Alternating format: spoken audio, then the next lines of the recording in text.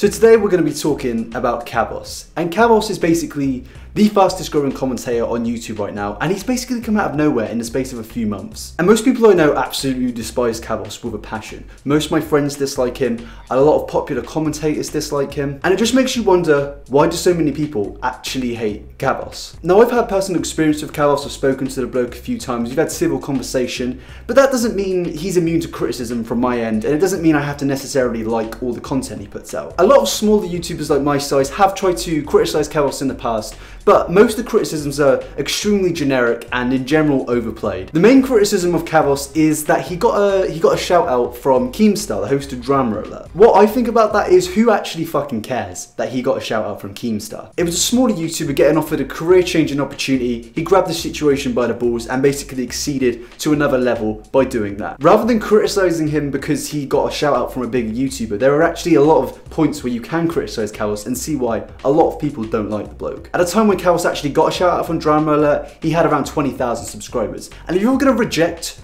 a shout out from Keemstar or any large YouTuber, you're a bit of a fucking idiot, because that's such a career changing move. And I know all about morals and stuff, but getting a shout out from somebody with 2 million subscribers when you have 20,000 or just around there, if you were to turn that down, in my eyes, you're an idiot. This me won't lie when I send back. There's way too many bars in my head back. I don't care where you come. Now the main question is, why is Kavos actually so big and why has his growth been so fast? And obviously he has had the shout out from Keemstar and hosted Dramaalert. What is up, Dramaalert Nation? I'm your temporary host Kavos here, filling in for Keem. But what else is there to make him become so big? Because you can only grow so much from a shout out. You have to actually have something of your own content which people seem to want to watch and subscribe to. But in the commentary community and YouTube community, most people seem to go by popular opinion. They'll follow the opinions of big YouTubers such as imAllexx and Pyrocynical. They'll follow these opinions that these YouTubers have and use it themselves to try and maybe benefit, or just because these YouTubers are extremely well respected in the community. For example, when Zaptai got exposed a few months ago, a lot of YouTubers were saying you can't make a video on this situation due to the sensitivity of it, and a lot of people would just be looked down on if they were to make a video on Zaptai. The majority of the people in the community didn't make a video on Zaptai, mainly because they didn't want their image to be damaged, despite knowing it could pull a lot of views. And then along came the V-Man himself, who made not just one video on Zaptai, but 3 videos on Zaptai.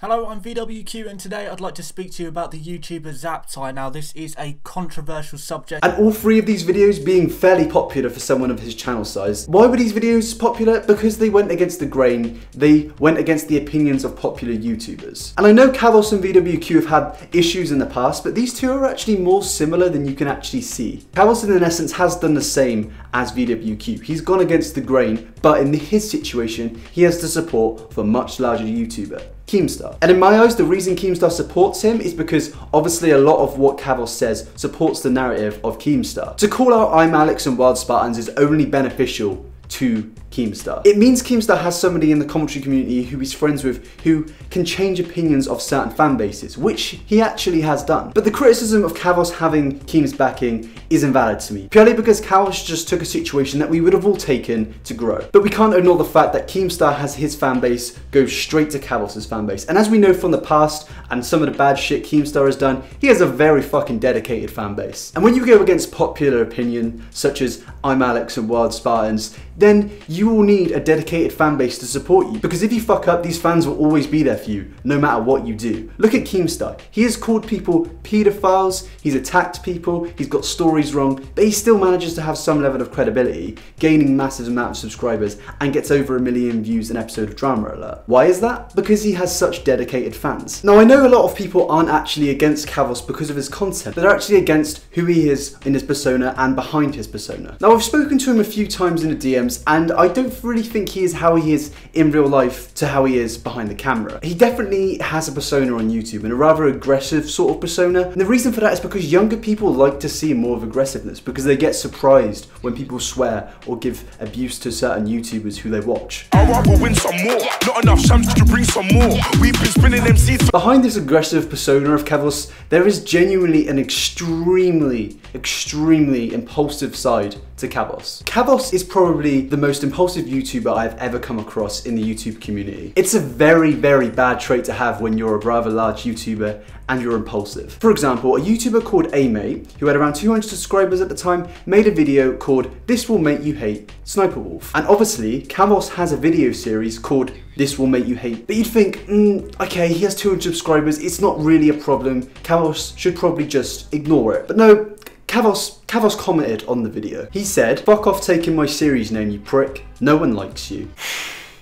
It's just a really good example of Kavos' impulsiveness. On Twitter in the past as well, Kavos has responded to a lot of people with tiny audiences, trying to roast them, make them look bad, or maybe even just calling them cunts. After being called out on this, all of the tweets have been deleted by Kavos now, but it still is known that Kavos is extremely impulsive on social media. I don't actually know why he attacked imAllexx, because it's clear that imAllexx just took inspiration from Kavos' YouTube style, and surely that's more of a compliment than an offense to Kavos. It's the equivalent of saying somebody that uses the same instrumental of a YouTuber like Will and E is now a Will and E copy. I'm not a fucking Will and E copy. To me, Kavos is extremely fucking sensitive. To get actually upset when tiny YouTubers are making videos with the same title as you, or maybe even they make a video on you, to call out the video and call it shit. Maybe the videos are shit, but surely you shouldn't be that bothered. You've got over 300,000 subscribers now, mate. Someone with 200 subs making a video on you probably won't destroy your YouTube career, and it's only going to benefit them if you call them out. His fans may argue that his aggressiveness on social media is just a reflection of his persona on YouTube, and sure, that might be true, but on Twitter it's more personality based, where you just tweet randomly. On YouTube you are writing scripts, you're calling people out, you're writing all the stuff that's actually in your opinions, not something that's based on impulsiveness, which Kavos' Twitter clearly is. Having a fairly aggressive and abusive persona on YouTube, fair enough. I don't personally find that entertaining, but if you want to do that, fair enough. But being impulsive and harsh to creators, or just in general Twitter accounts with barely any audience, you probably shouldn't do that when you've got 300,000 subscribers. That's something a YouTuber with about 1,000 subscribers would do. My advice to Kavos is calm down with the impulsiveness, just stop responding to people, because it's just not gonna help you in the long run. You'll have far less enemies if you don't respond to people how you do now. I know Chipmunk and he said he don't know you. I know Bonkers and he said he don't know you.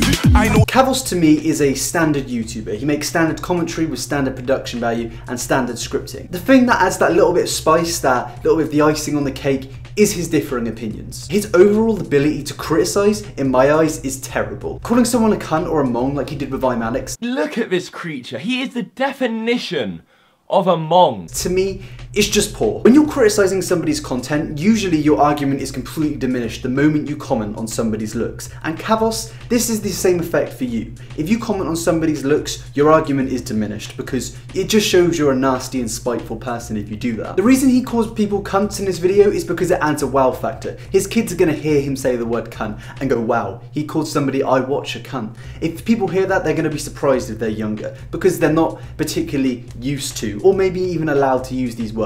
Every single video, he seems to call the YouTuber he's making a video on a cunt. Just change it up a little, because every video you do it gets a bit boring. If I was to give some advice to Kavos, it would be take more time into your scripting. If you're making a video on somebody, actually decipher and analyze the YouTuber, rather than just calling them out, calling them a cunt and commenting on their looks. To me, that's not entertaining. That's not really what I want to see. I don't know, maybe your audience is a bit different, but personally, and I think a lot of other people in the commentary community, don't want to hear somebody talking shit about someone's looks. His criticisms have got worse as of late. They used to be actually pretty decent. And the reason I think that his criticism has got worse is because he's constantly pumping out content. Every 2 or 3 days, he will upload a new video. And that has damaged the quality of his videos, because he's taking so much time into actually putting out videos, he's not thinking about the overall quality of the videos. And I understand YouTube promotes that, but for a bit of integrity, maybe you should take a bit longer on your scripting so you can analyze things more. I had man on my side that were moving shaky, not on my team anymore. Man wanna try to. In the past, Kavos has criticised YouTubers such as imAllexx and Wildspartanz for having minimal editing, stretching their content to the 10-minute mark for mid-rolls, and just in general trying way too hard to be funny. So the criticism of stretching your videos to 10 minutes, he's done recently. Similar to Wildspartanz, Kavos stretches his content to 10 minutes for some sweet mid-rolls. The criticism of generic topics, he has also done recently. Kavos This is your generic bullshit commentary channel. He makes the same videos on the same topics as every other commentary channel, regurgitating the same shit, adding absolutely nothing new. And him trying way too hard to be funny. He has done quite a lot recently. Let me show you a time where he really tried to be funny. I'm not even thinking about what would happen if the bloke just pulled out and his hot load spewed all over the baby, giving him his first facial when he's only the young age of a few months. I'm not thinking about that. It's gent. It's actually, it's worse every time you hear it.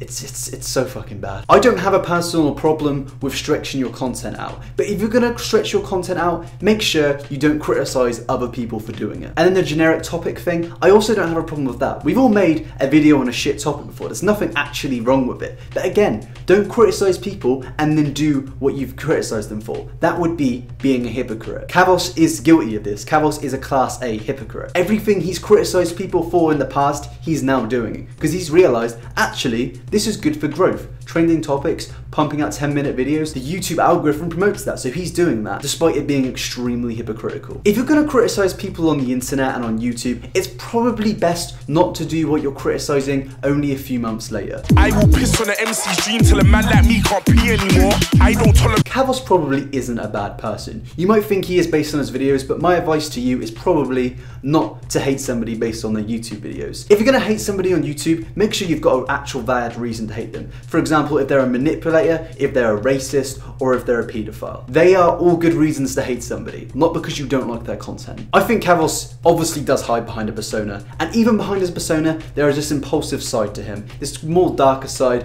where he goes out and attacks people who even say one bad thing about him. And I wouldn't be surprised if I got attacked by his fans on this video. I think a lot of people do hate Kavos out of spite and jealousy, but a lot of people do have valid reasons to not like him, especially the people he's criticized in the past, because he is just being a hypocrite now, because he's doing everything he's criticized them for doing in the past. I think Kavos is 2017's Leafy, maybe to a smaller scale, but I think he could possibly slip up in the future if he carries on being more impulsive. If he slips up and bigger YouTube calls him out, then in my eyes he could be fucked because of the amount of bad stuff he's done because of his impulsiveness. That is the end of the video, guys. I hope you enjoyed it, and if you're a Kavos fan and you haven't disliked it, I applaud you. Cheers for watching, lads. Have a great day. Don't forget to subscribe.